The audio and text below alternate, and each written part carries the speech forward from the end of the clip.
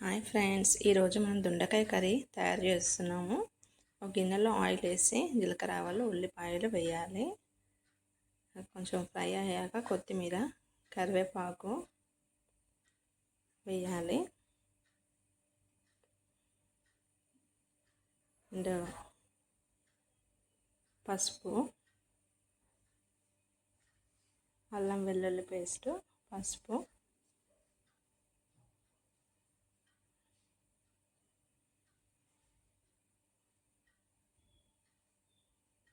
వేసి కలపాలి.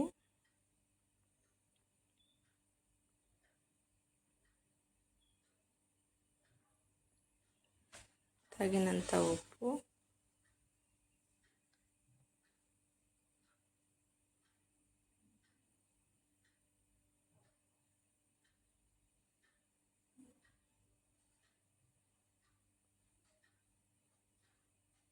కారం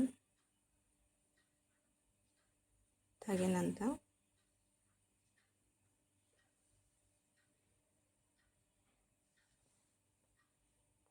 వేసి కలపాలి.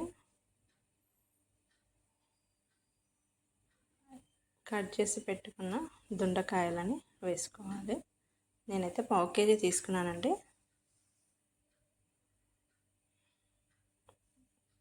బాగా కలిపి మూత పెట్టి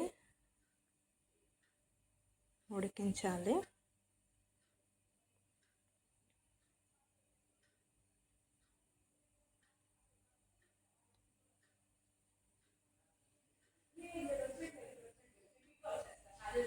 కొద్దిగా ఉడికాక